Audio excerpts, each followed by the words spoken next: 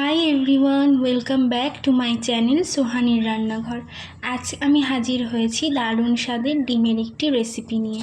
উত্তরবঙ্গের বিখ্যাত একটি খাবার হচ্ছে ডিম তেলানি, সেটাই আজ তৈরি করে দেখাবো। আশা করছি আপনাদের খুব ভালো লাগবে। আমার চ্যানেলটা এখনও যারা সাবস্ক্রাইব করেননি তাদের সাবস্ক্রাইব করার অনুরোধ রইল। তো চলুন শুরু করা যাক আজকের রেসিপিটি। প্রথমেই দুটো বড় সাইজের পেঁয়াজকে খুব ভালো করে গ্রেট করে নেব। পেঁয়াজ গ্রেট করা হয়ে গেলে এখানে দুটো মিডিয়াম সাইজের টমেটোকে গ্রেট করে নেব।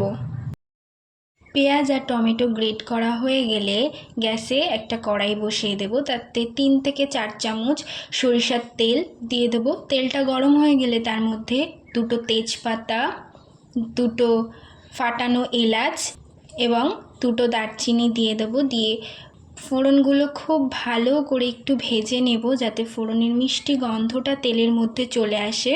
ফোড়নটা খুব ভালো করে ভাজা হয়ে গেলে ওর মধ্যে গ্রেট করে রাখা পেঁয়াজগুলো দিয়ে দেব।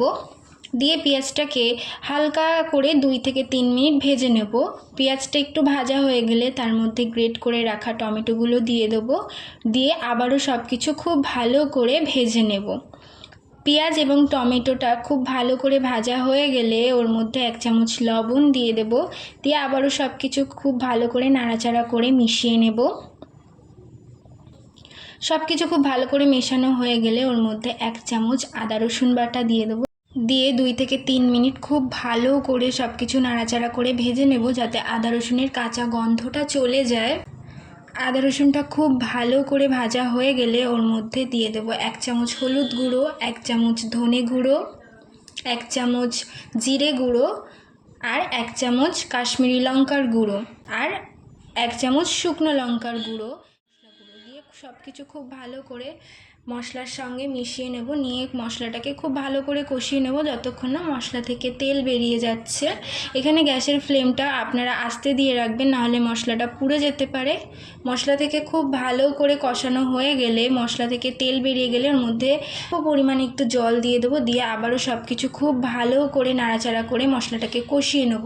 কষানো হয়ে গেলে এর মধ্যে দিয়ে দেবো 1 চামচ টমেটো সস। আপনারা কিন্তু অবশ্যই টমেটো সসটা ব্যবহার করবেন, এতে রান্নার টেস্টটা খুব সুন্দর হয়। সব কিছু খুব ভালো করে কষানো হয়ে গেলে এর মধ্যে দিয়ে দেবো 1/2 কাপ পরিমাণের জল। দিয়ে আবারও নাড়াচাড়া করে খুব ভালো করে মশলাটাকে কষিয়ে নিয়ে মশলা থেকে তেল বেরিয়ে গেলে এর মধ্যে 1 থেকে 2 কাপ মতো জল দিয়ে দেব। দিয়ে এর মধ্যে 1 চামচ গরম মশলার গুঁড়ো দিয়ে দেব। দিয়ে সব কিছু খুব ভালো করে নাড়াচাড়া দিয়ে মিশিয়ে নেব। নিয়ে ঝোলটাকে ফুটতে দেব। 1/2 চামচ মতন চিনি দিয়ে দেবো। চিনিটাও অবশ্যই আপনারা ব্যবহার করবেন, চিনিটা দিলে রান্নার স্বাদটা খুব ব্যালেন্স হয়। এখানে আমি যেভাবে একটা বাটির মধ্যে একটা ডিমকে ফাটিয়ে নিয়েছি, আপনারাও সেইভাবে ডিমটাকে ফাটিয়ে নেবে।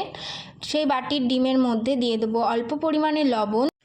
দিয়ে ফুটন্ত ঝোলের মধ্যে ডিমগুলো খুবই সাবধানে দিয়ে দিতে হবে, যাতে ডিমটা ঘেটে না যায়।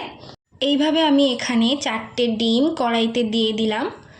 আপনারাও এইভাবে যে কটা ডিম দিতে চান সেইভাবে দিয়ে দেবেন। দিয়ে এর মধ্যে দিয়ে দেবো 3 থেকে 4টে কাঁচা লঙ্কা। দিয়ে ঝোলটাকে এবং ডিমটা খুব ভালো করে কুক হয়ে যাওয়ার জন্য আমি 4 থেকে 5 মিনিট মতো ঢাকা দিয়ে দেবো। এর মাঝখানে একবার ঢাকা খুলে আমি তলাটায় একটু নাড়িয়ে দেবো খুব সাবধানে, যাতে তলায় না লেগে যায়। দিয়ে আবারও ঢাকা দিয়ে দেবো। দিয়ে 3 থেকে 4 মিনিট খুব ভালো করে ফুটিয়ে নিতে হবে।